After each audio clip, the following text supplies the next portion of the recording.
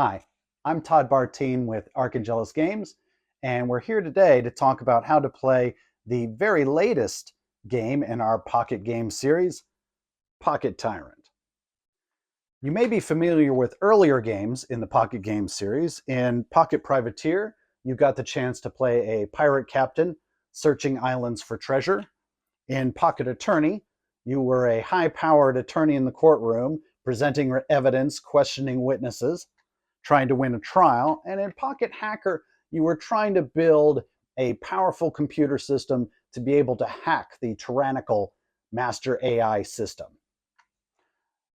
In Pocket Tyrant, you are the tyrant, and you need to control your four sectors of government: government, military, economics, and ideology. Your opponent will attempt to undermine your authority, while you will use the various powers at your disposal to try to stave off revolution. Let's get started talking about how to play. Let's talk about how to set up the Pocket Tyrant game. It's fairly simple. The first thing you'll need to do is to choose a tyrant. Each of these tyrants has a different special ability and different strengths. The amount in green by the coin symbol indicates how much they can be spent for whenever played, and the amount next to the chess piece on the right-hand corner indicates how much power they have when defending one of your four domains. So some of the cards, like the General, are very good for defense, but she doesn't help you buy new cards, whereas cards like the Self-Made King don't do you much good defending your domains, but allow you to buy very powerful powers and challenges. So the decision is yours. I'm going to start by picking the General for one team and the Superhuman for the other. The Tyrants not chosen can be set aside. Inside the mint tin, you'll also find a rule book that shows the basic card layout as well as the table layout for the game, and a turn reference card. These can be set off to the side. Each player will also need a revolution counter. There is a two-sided card, one side showing pacified, the other side showing rebellious. Start with the pacified side face up, and on the tracker, put it on the number 0.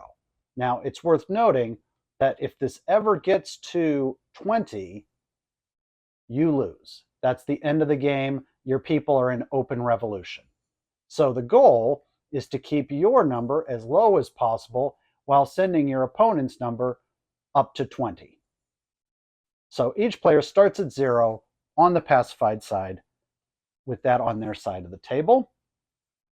Each player also gets 4 domains: ideology, economy, military, and government. These are the various places you will have to defend, the various places that will be challenged by your opponent. Okay, next we need to take our starting hand. Each player will start with the same cards: 2 wealth cards, a crackdown card, a purge enemies card, a saber rattling card, martial law, street protests, and create outrage. The last thing we have to do is to create the store. We take all cards that say tactical on the bottom. To create the tactical deck, we shuffle them and deal 5 face up in the middle of the table. These will represent both powers and challenges that you can buy as the game goes on. There, we're ready to play. There are 2 concepts which we should discuss first that are common to all of our pocket games. The first one is called the rule of 3. If at the beginning of your turn you have less than 3 cards in your hand, let's say I have just these 2, you take your entire discard back into your hand. The other part of the rule of 3 is that each turn you must play or discard at least 3 cards. Whether you spend the card, play the card or discard the card, you can only play, spend, or discard 3 cards per turn, no more, no less. The other thing that is common to all of our games are the discard rules. In this game, your starting cards and your tyrant always get discarded when played to your discard pile. Any cards you buy from the store, when those are discarded, they go to the store discard pile, currently empty. If the store deck, the tactical deck, ever runs out of cards, shuffle the discard and create a new store deck.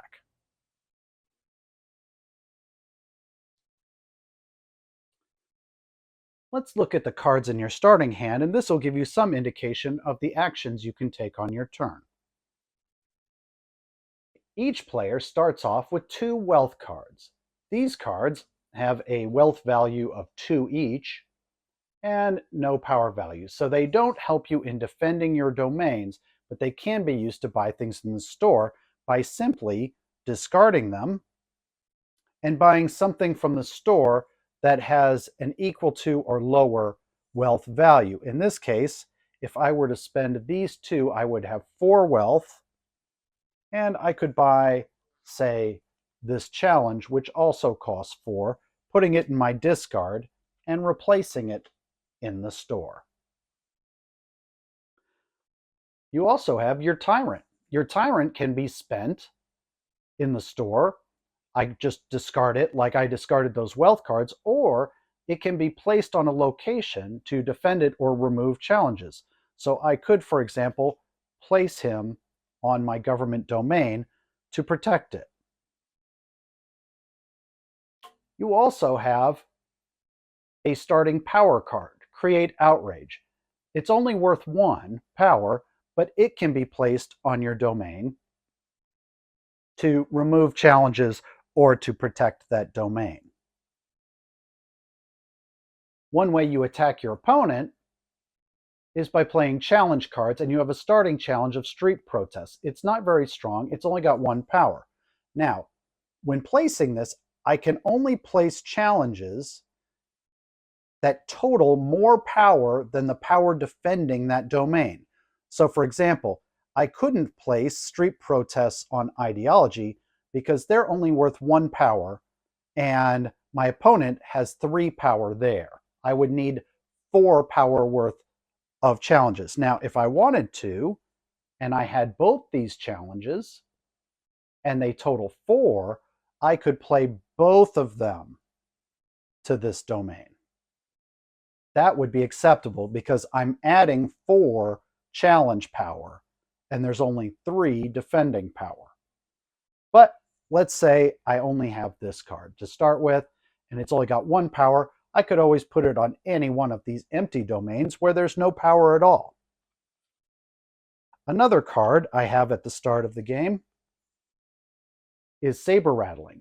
When I play this, it allows me to move any of my powers to a new domain.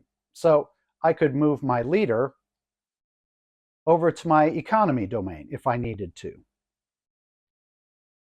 The Purge Enemies card can be spent in the store or can be used to check the top store card and either replace an item in the store row or discard it. So I can draw a new card and either discard it or use it to replace a card that's already in the store row. My Crackdown card allows me to protect a domain for 1 turn. I can spend it in the store, or I can place it on one of my domains. No challenges can be played on that domain for next turn. At the beginning of my next turn, I discard this. The last card both players have is Martial Law. I can spend this in the store, or I can use it to flip either my Revolution card or my opponent's. Why would I want to do that? At the beginning of each turn, if your card is on Pacified, you take 1 damage for each one of your domains that's challenged. So for example, at the start of this player's turn, they have one domain challenged, they would take 1 damage, and I would move the tracker up 1. However, if my opponent has flipped it to the rebellious side, I take 2 damage for each challenged domain. Since I have 1 challenged domain, I would take 2 damage. So as said, this card can either flip your opponent's card to its rebellious side, or if you want, you can use it to flip yours back to pacified, so you take less damage. I'll go ahead and mention at this point, if at the start of your turn there are no challenges on your domain, your tracker does not move at all.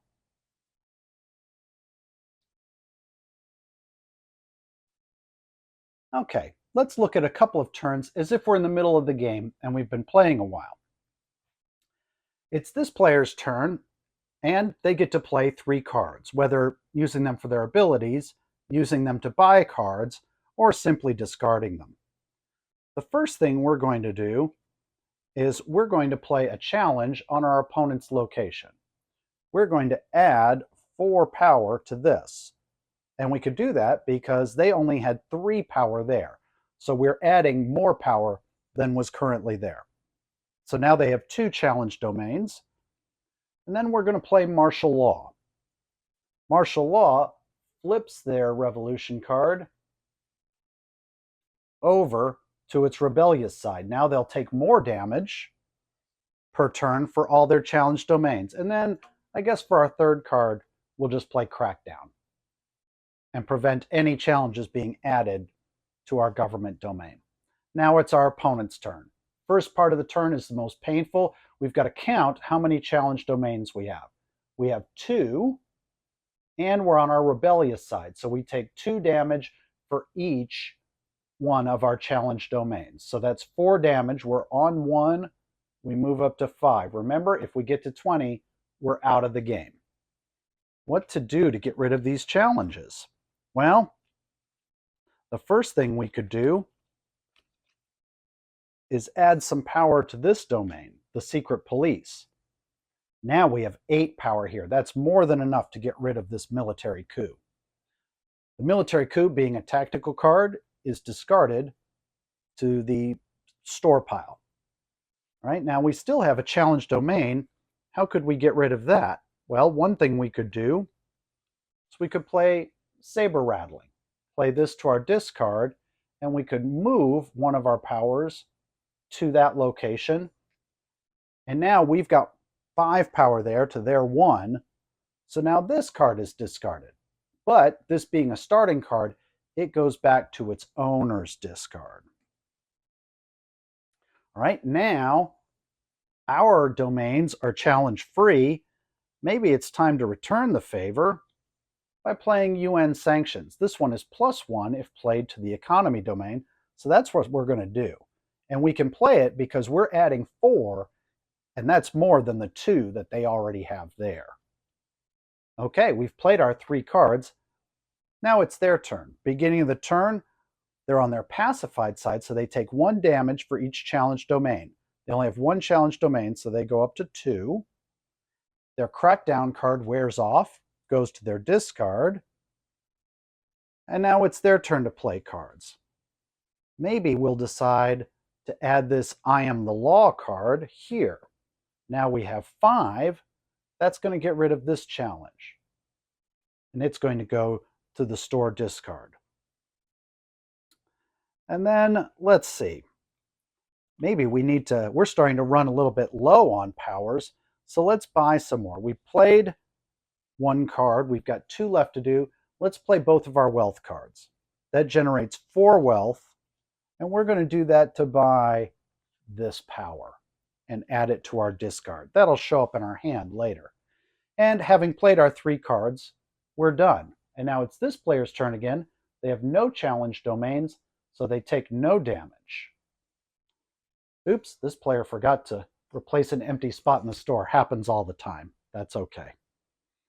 Okay, this player has 3 cards to play and no current challenges. That's great. Maybe we should buy some challenges. So we could spend our 2 wealth cards to buy this challenge to play against our opponent later. So that goes to our discard pile. And let's see. Let's play martial law, but instead of using it to flip our opponent's card, we're going to use it to flip ours back to pacified. So if we do get challenged, we'll take less damage. Okay, now it's our opponent's turn, and they only have 2 cards in their hand. So they take their entire discard back into their hand, and they have all these choices of actions to choose from. Play proceeds this way until one player reaches 20 revolution points, at which point they are out of the game and the other player is declared the winner.